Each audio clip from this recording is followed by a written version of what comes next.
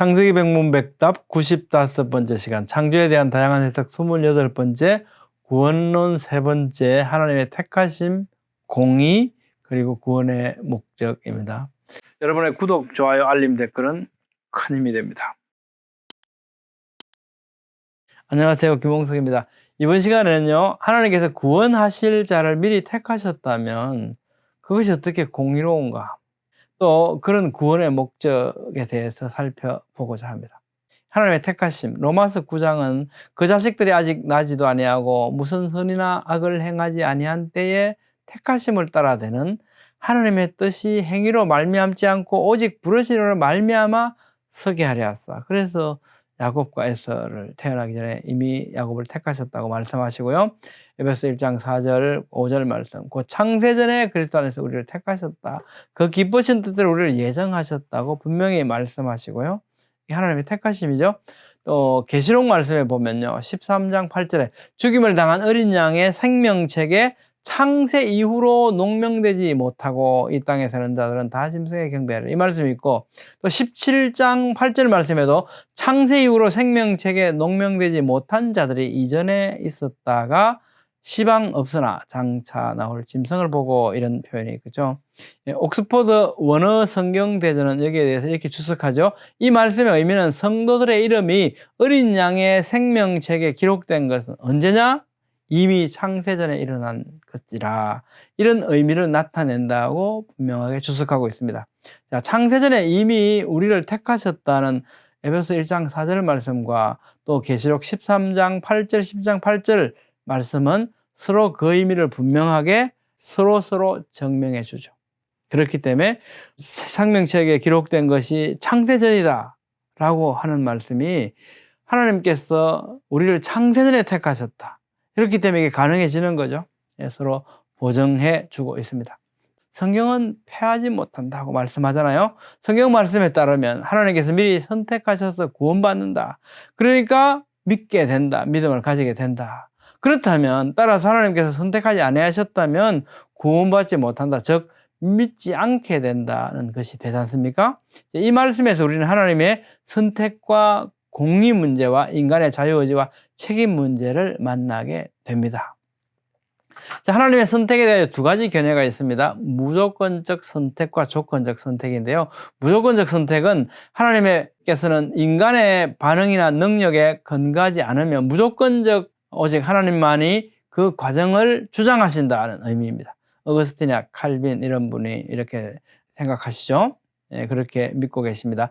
조건적 선택은 하나님께서 전지하시기 때문에 미래에 누가 자유의지를 가지고 복음을 믿을 것인지를 미리 아신다. 그래서 그 믿게 될 자를 미리 아시기 때문에 그런 사람을, 그런 믿게 될 자를 선택하셔서 그들을 예정하신 것이라고 주장합니다. 이를 예지 예정이라고 말해요. 미리 아시니까 미리 정하신다, 이런 거죠. 알미니우스는 이런 주장을 하게 됩니다. 여기에는 자유의지, 사람의 책임, 하나님의 공의를 강조하려고 하는 겁니다. 무조건적 선택, 하나님의 선택과 관련된 문제는 사람이 이를 이해하느냐 못하느냐의 문제가 아니라 성경에서 이렇게 가르치느냐 아니냐의 문제죠. 만약 참으로 성경에서 이 선택을 가르치고 있다면 사람은 이를 당연히 믿어야만 하겠죠. 선택의 교리는 수많은 영역을 포함합니다. 이스라엘에 선택되었고 천사들이 선택되었죠. 레위 제사장들과 예언자 예레미야, 그리고 신자들도 선택된 사람들입니다. 선택에 관한 가장 중요한 구절 중 하나는 그가 우리를 택하셨다고 선포하는 에베소 1장 4절 말씀입니다. 선택은 영원전에 이루어지죠. 이는 주권적 하나님의 행위로서 그의 주권적 의지에 따라 이루어진다. 선택은 하나님의 사랑의 표현으로서 인간의 조건과는 전혀 무관하다고 말씀합니다. 이는 하나님의 정의를 반영하는 것으로서 선택에서 하나님을 결코 불의하다고 비난할 수 없다고 로마서는 선포합니다. 예정이란 말은 헬라어 프루리조에서 온 것인데요. 신약에 6번 나오는 이 말은 미리 만들어낸다는 의미가 있습니다. 하나님께서는 주권적 선택 안에서 신자들을 영원전에 미리 표시해 두셨다는 겁니다. 사도행전 하나님의 권능과 뜻대로 이루려 예정하신 로마서에서도 그죠? 미리 정하셨다. 고린도전서 만세전에 미리 정하신 것이다고 여러 군데서 말씀하시거든요. 예정을 통해서 우리는 하나님의 양자로서의 지위가 결정되었고, 예정은 하나님의 자유로운 선택과 그의 뜻에 따라 이루어졌다고 말씀합니다. 조건적 선택은 뭐냐면요, 알미니우스는 예정론 자체를 부인한 것은 아닙니다. 하나님의 예정이 인간 개인의 자유의지와는 전혀 무관한 무조건적인 것인가에 대해서 의문을 제기한 겁니다. 그런 한 사람의 구원이 하나님의 주권적 의지에 의해 결정되는 것이 아니라 예수 그리스도 안에 주어진 구원의 기회에 그 사람이 어떻게 반응하는가에 달려있다고 주장합니다. 결국 자유의지에 달려있는 것 아니냐 이런 거죠. 그리고 그 사람이 어떻게 반응할 것인지를 하나님께서는 미리 알고 계셨다. 언제? 창세전에 미리 알고 계셨다는 거죠. 하나님께서는 장차 믿게 될 그 사람을 그래서 미리 선택하시고 예정하신 것이다 하고 생각하게 됩니다. 그래서 이를 예지 예정, 미리 아시고 미리 정하심이라고 합니다. 알미니우스의 견해를 따르는 제자들은요, 그가 죽은 후에 항론 5개조를 제안하게 됩니다. 그래서 예지 예정, 하나님께서 창세전에 예수 그리스도를 믿고 구원받을 자를 미리 아시고 그래서 그들을 선택하시거나 또 선택되지 못한 자는 유기된 것이라고 말합니다. 또 그러나 예수 그리스도의 구원 사역에서 응답하는 것은 역시 인간의 자유의지가 맞다라고 하는 주장이죠. 여기서 가장 핵심적인 과제는 사람의 자유의지와 하나님의 은혜인데요. 알미니안의 견해는 인간은 타락해버렸고 스스로 힘으로는 구원에 이를 수 없게 되었으나 하나님께서 선행적 은총으로서 사람에게 믿음에 이를 수 있는 자유의지를 주셨고, 사람은 구원받기 위해서 반드시 스스로 자유의지를 발휘해서 믿음을 결단해야 한다고 믿는 견해입니다. 그런데 어거스틴, 루터, 칼빈의 입장은 이와 다르죠. 구원에 하나님의 자유의지가 개입되었다는 것은 곧 구원에 사람의 기여, 공로가 개입되었다라고 이렇게 이해하기 때문입니다. 너희는 그 은혜에 의하여 믿음으로 말미암아 구원을 받았으니 이것은 너에게서 난 것이 아니요 하나님의 선물이라고 말씀하신 에베소 2장 8절 말씀을 부인하게 된다라고 생각하게 됩니다. 왜냐하면 사람의 기여가 있으면 그것은 은혜가 아니라고 보기 때문이죠.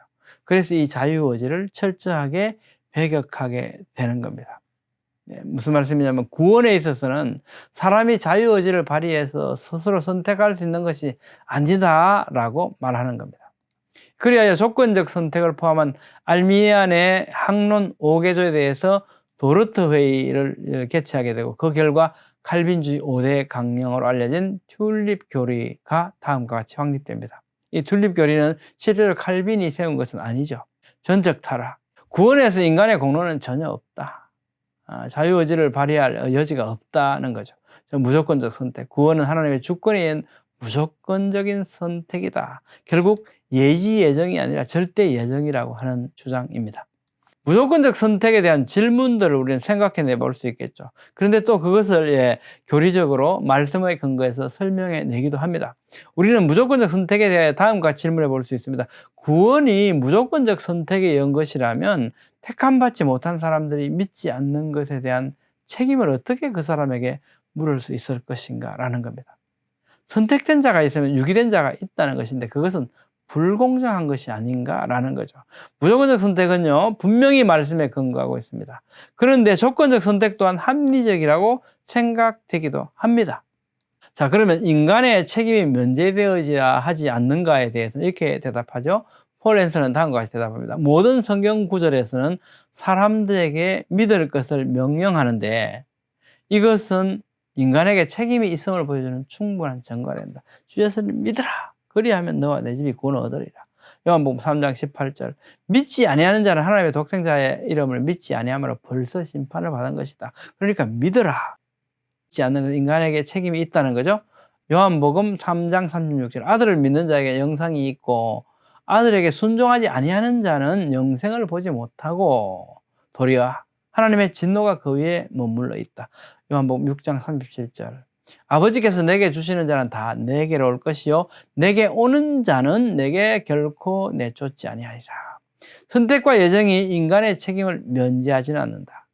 성경에서는 선택과 예정이 명백히 선포되지만 그럼에도 인간은 여전히 자신의 선택에 대해서 책임져야 한다고 말씀하는 거죠.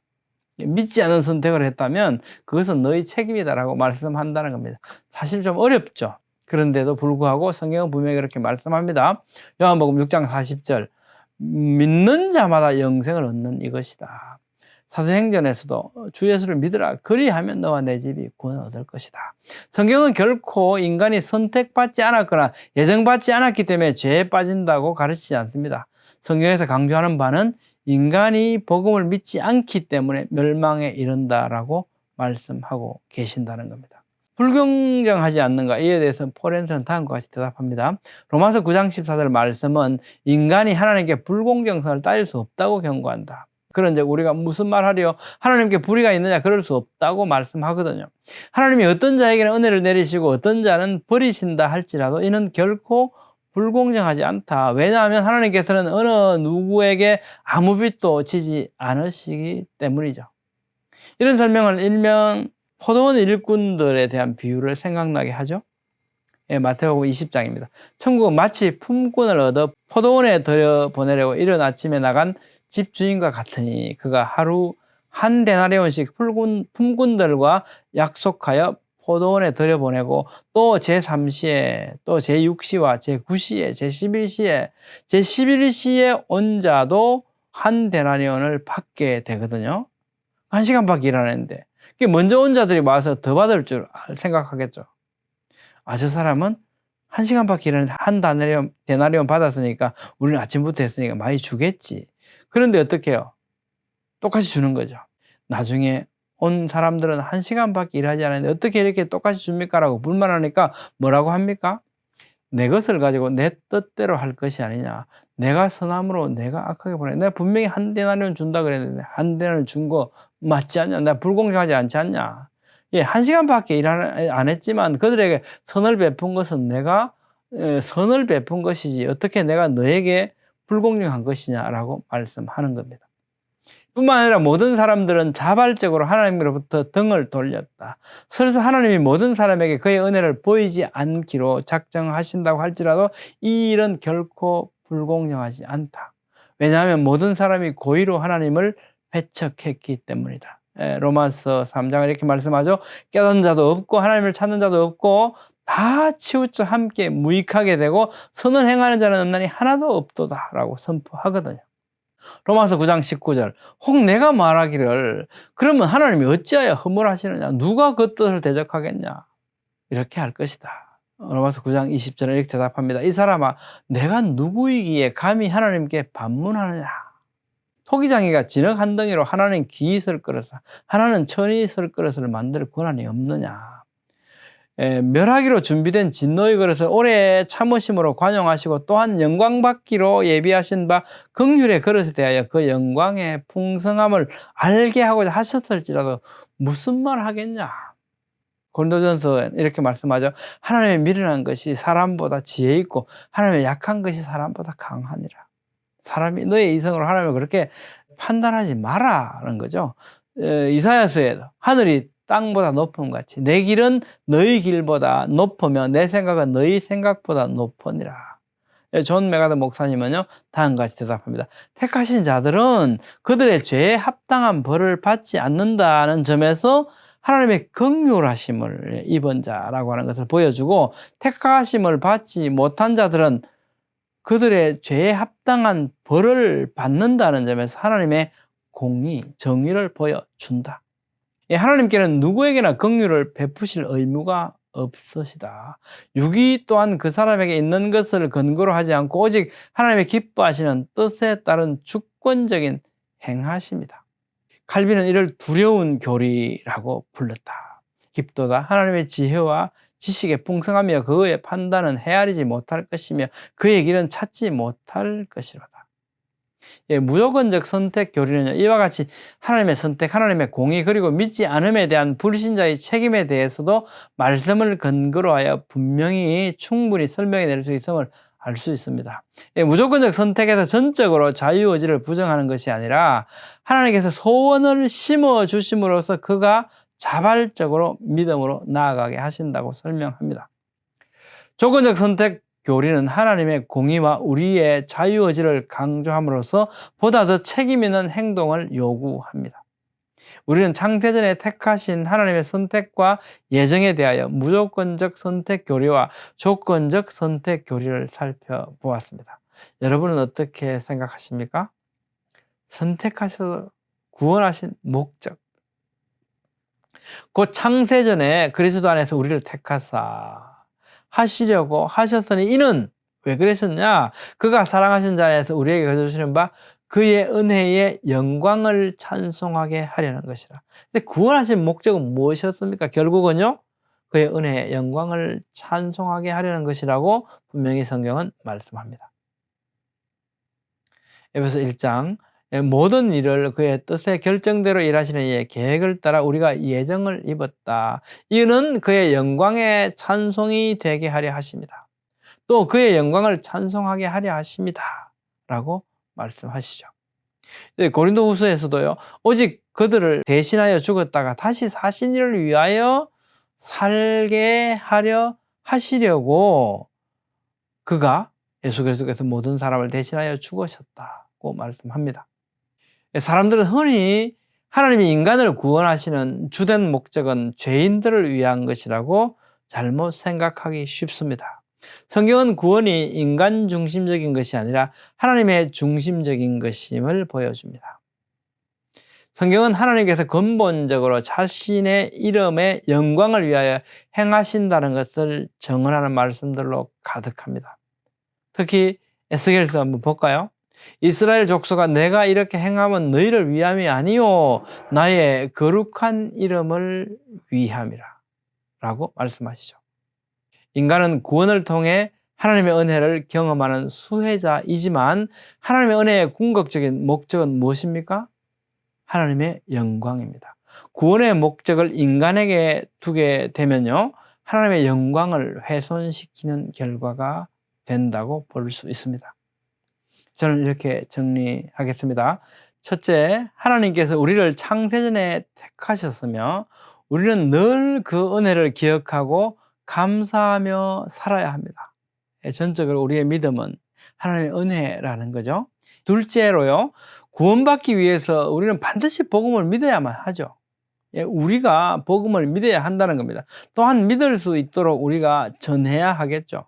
할 수 있는 한 우리는 우리의 자유의지를 최대한 발휘해서 믿어야만 하는 거죠. 우리는 그렇게 노력해야 하고 또 그렇게 하라고 권면해야 하는 거죠. 셋째로 우리를 예정하시고 구원하신 목적은 하나님의 은혜의 영광을 찬송하는 것이라고 분명히 말씀하시지 않습니까? 그러므로 우리는 늘 하나님의 은혜에 감사하고 영광을 찬양하며 살아가려고 노력해야 한다는 것입니다.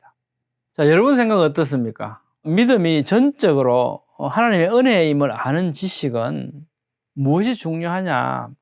우리가 이 믿음이 은혜를 주신 거구나라고 생각할 때 우리는 어떻게 하나님께 더욱 감사하게 되겠죠.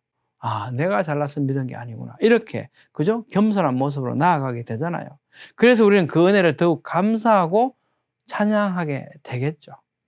그것이 우리에게 하나님께서 말씀하시는 바가 아닌가라는 겁니다. 구원받은 사람은요, 구원의 목적에 따라서 하나님의 은혜의 영광을 찬양하며 살아가야 합니다. 이것이 우리에게 말씀하시는 바이겠죠. 다음 시간에는 마지막 때에 대해서 살펴보도록 하겠습니다. 감사합니다.